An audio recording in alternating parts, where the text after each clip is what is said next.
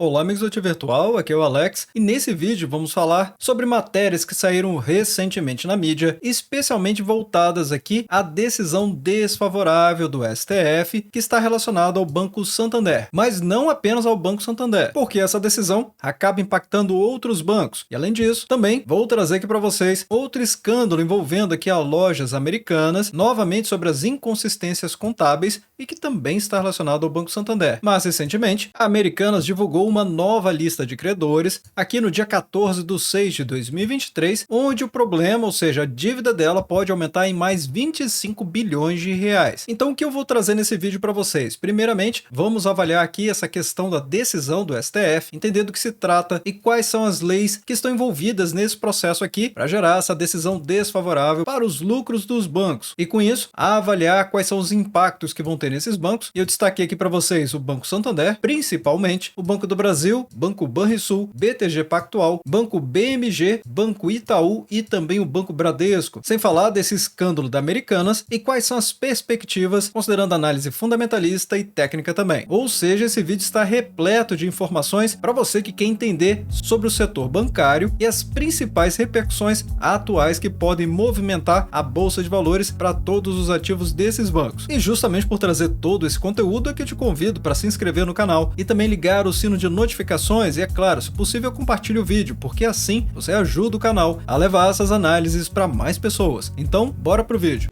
Bom, e para começar o vídeo eu já vou mostrar para vocês esse fato relevante do Banco Santander, que foi divulgado no dia 12 de junho de 2023 e que, aliás, ele foi publicado até com essa nota aqui, confidential, que significa confidencial em inglês, onde aqui o banco está explicando que em uma sessão virtual que foi finalizada no dia 12 de junho de 2023, que é a data de publicação desse documento aqui, o Supremo Tribunal Federal, ou seja, o STF, decidiu por maioria de votos um julgamento desfavorável aos contribuintes desse tal tema 372. Mas explicando aqui para vocês, essa questão ela está relacionada ao PIS e ao CONFINS, e que antes de mais nada é importante entender que esses são dois impostos que as empresas pagam aqui no Brasil, sendo que o PIS é a contribuição para o Programa de Integração Social e o COFINS é a contribuição para o financiamento da Seguridade Social. Então, basicamente, são dois impostos que as empresas pagam sobre o dinheiro que elas ganham com a venda de produtos ou até mesmo serviços, entrando exatamente no caso dos bancos. Então, para entender um pouco mais sobre essas leis, precisamos começar por essa aqui, a Lei de 9.718, de novembro de 1998, que dizia que o PIS e o CONFINS devem ser pagos sobre o faturamento das empresas. Porém, aqui em maio de 2014, essa Lei 12.973 veio para modificar a Lei 9.718, e essa nova lei diz que esses impostos devem ser pagos sobre toda atividade empresarial e não apenas sobre a venda de produtos e serviços. E foi por conta dessa modificação de 2014 que abriu novos precedentes para tributações que ainda não haviam sido provisionadas pelos bancos, como por exemplo aqui no Banco Santander, porque afinal a decisão do STF foi que essa mudança na lei vale também para os lucros que os bancos tiveram antes do ano de 2014, ou seja, o STF entendeu que os bancos devem pagar PIS e CONFINS não só sobre o dinheiro que eles ganharam com a venda de produtos e serviços, mas para toda a atividade deles. E isso inclui, por exemplo, o dinheiro que os bancos ganham quando emprestam dinheiro para as pessoas. Então, de maneira geral, essa decisão do STF pode ter um grande impacto para os bancos, como por exemplo, o Banco Santander, que vai ter que pagar mais impostos, onde o próprio banco visualizou aqui um valor total estimado a ser pago de 4,5 bilhões de reais, sendo que 2,2 bilhões já se referem diretamente ao processo do Santander Brasil relacionado ao PIS, e os outros 2,3 bilhões vinculados aos processos relativos às empresas que compõem o conglomerado financeiro do Banco Santander. E quando a gente observa os resultados do Banco Santander, embora eu já tenha trazido aqui para vocês no Fique Preparado a respeito do banco, ele não fez um provisionamento para esse pagamento, até porque o banco havia revertido a provisão relacionada a esse processo, acreditando justamente que o voto do relator, ou seja, o Ricardo Lewandowski, ministro do STF, seria um forte indício de vitória nesse julgamento. E como a decisão veio desfavorável para o Banco Santander, ou seja, favorável para a União, o Santander terá que provisionar novamente esses valores e também arcar com os pagamentos. E aí é que está o problema. Afinal, o Banco Santander, no quarto trimestre do ano de 2022, ele teve que fazer aqui o provisionamento relacionado aos PDDs e o problema da Americanas, que já vinha afetado fortemente a lucratividade do banco, caindo para pouco menos de 1,7 bilhão de reais aqui no seu lucro líquido, e agora que ele começou a se recuperar no primeiro trimestre do ano de 2023, fechando em 2,1 bilhões de reais, reais, ele vai ter que arcar com outros 4,5 bilhões de reais. Então certamente vamos ver os resultados do Banco Santander do segundo trimestre do ano de 2023 bem prejudicados por conta dessa decisão. E até quando a gente observa aqui SAMB 11 na periodicidade diária, fica claro de perceber que aqui no dia 12 de junho de 2023, exatamente a data da decisão desfavorável para o Banco Santander, as ações do banco simplesmente despencaram no mercado em 3,24%, ou seja, fecharam praticamente na mínima do dia, em R$ 29,82. Eu até fiz um lançamento de call logo no início do pregão desse dia, justamente por conta da decisão desfavorável na minha conta pessoal, e não aqui no quadro começando do zero, justamente porque eu não tenho esse ativo. E assim até gerou uma expectativa de um bom dividendo sintético. O problema aqui é que as cotações do banco realmente pararam já nessa linha de suporte que eu havia traçado para vocês nos R$ 29,62, recuperando totalmente as cotações, ainda mais com o fechamento do dia de hoje, dia 15 de junho de 2023, que é a data de gravação desse vídeo aqui. E novamente, ficando aqui, como podemos ver, no script exclusivo do ativo virtual da VWAP, em cima dessa faixa de resistência de preços, em R$ 30,60 até os R$ 31,58. E se você quiser entender mais a respeito dessas abordagens de rentabilização da carteira, deixe nos comentários abaixo, porque assim eu posso planejar de trazer um conteúdo específico, inclusive na carteira pública do canal, através do quadro Começando do Zero, que eu acabei de mostrar para vocês, e recomendo que você assista desde o primeiro vídeo, justamente porque lá eu mostro todo o racional da carteira e quais são os meus planos para ela. Sendo que de maneira geral, podemos ver que as ações SAMB 11 estão aqui cotadas a R$ 30,86, valorizando quase 8% nos últimos 12 meses. O PL está em quase 10 vezes, justamente por conta dos problemas que vimos, e pode ter certeza, a chance desse PL aumentar é muito grande. Lembrando que o PL é o preço dividido pelo lucro. Basicamente, quanto maior for esse indicador, mais claro fica que as ações estão sobrecompradas, ou seja, em português claro, estão caras no mercado. Só vai lembrar aqui o seguinte, o benchmark de mercado é um PL de até 15 vezes. Então ainda assim, com um PL de 10 vezes, o Banco Santander ainda pode ser considerado barato, ainda mais com todo o histórico do banco. Sem dúvida, esse é um impacto forte que vai ter nos resultados trimestrais do Banco Santander e que ninguém gostaria que o banco estivesse passando por essa situação, pelo menos os investidores do banco, mas no longo prazo, esse é um problema pequeno para o banco, ainda mais com o market share que ele possui. Já o PVP do banco, que é o preço dividido pelo valor patrimonial, mostra que o banco está apenas 3% mais caro do que seu valor patrimonial, em dividend yield de 5,83%.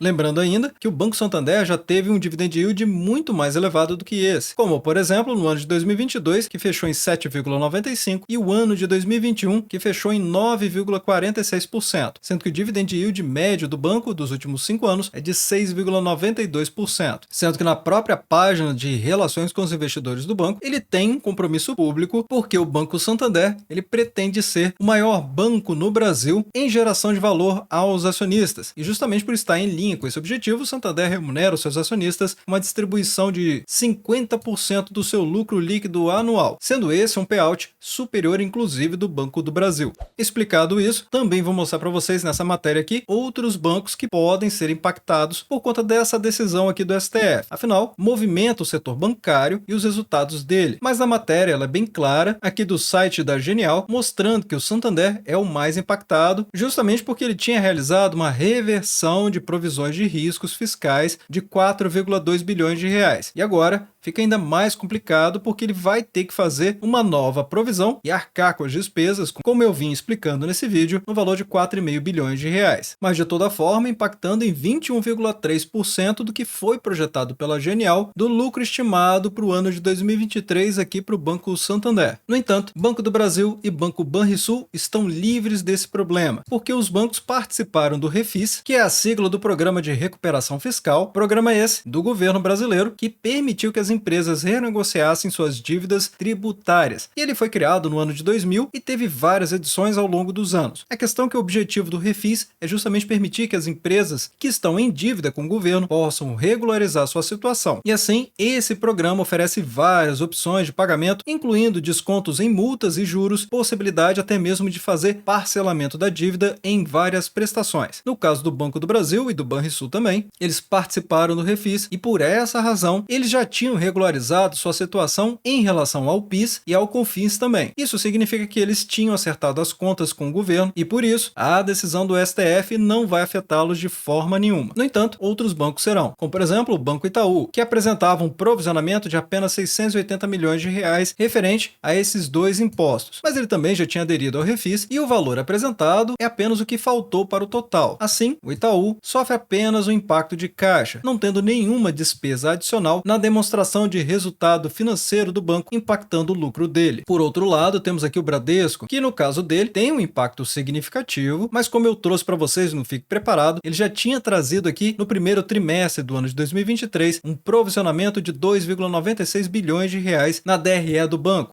e mostrando em detalhes para vocês, porque esse documento é muito extenso, mas aqui na página 81 desse documento de 143 páginas, temos a provisão para riscos fiscais, e logo no primeiro item vem destacado PIS e COFINS, de 2,9 bilhões de reais. Exatamente como está aqui na matéria. Também temos impacto no banco BTG, que no primeiro trimestre do ano de 2023 apresentou 1,19 bilhão de reais em provisões tributárias. De acordo com o banco, o caso relacionado a esses impostos está 100% resolvido. E realmente, se viermos aqui no DRE do banco, como vocês podem ver, demonstrações contábeis completas referente a março de 2023, ou seja, o primeiro trimestre do ano de 2023, vamos encontrar aqui na página 39 que em março de 2023 o banco figurava como parte em processos tributários com probabilidade de êxito possível, os quais não estão provisionados, de acordo com as normas contábeis vigentes, ou seja, as leis que eu acabei de trazer para vocês. E por essa razão, ele traz a descrição de todos os processos que estão relevantes aqui, inclusive o CSLL e muitos outros processos aqui também, indicando IRPJ, CSL, PIS e COFINS, o que realmente mostra que o banco está com a situação sob controle. E o banco BMG, no primeiro trimestre do ano de 2023, apresentava um provisionamento no montante de 184 mil reais, que estão justamente relacionados a esses impostos, e o banco não espera um impacto relevante desta decisão judicial. Afinal, ele foi um dos poucos bancos a obter causa ganha já transitada e julgada também. Embora eles não tenham um impacto tão significativo, ainda assim o cumprimento dessas leis podem ter impacto de médio e longo prazo.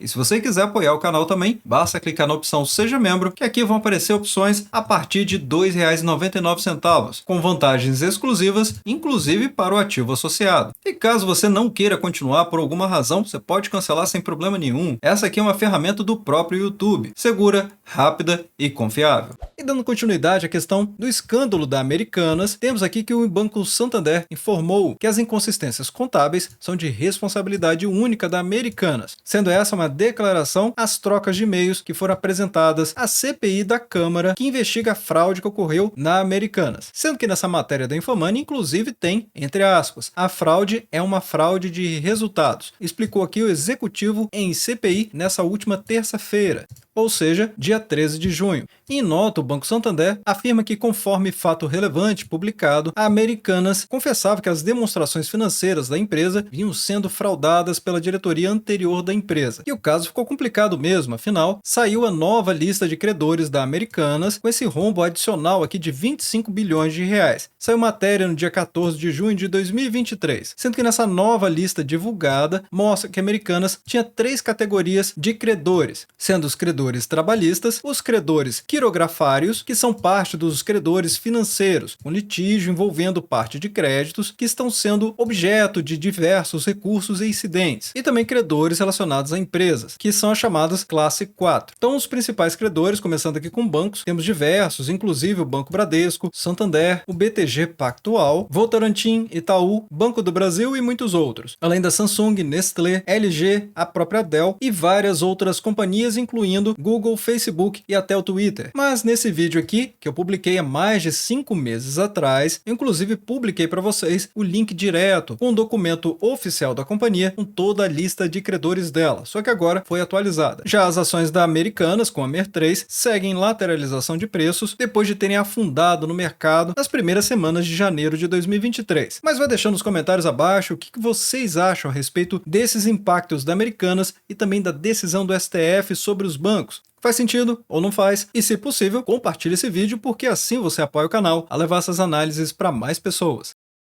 Bem, obrigado pela sua companhia neste vídeo. Eu sou o Alex e este é o canal Ativo Virtual. Aproveito o momento para agradecer os membros do canal que ajudam a levar essas análises para toda a nossa comunidade.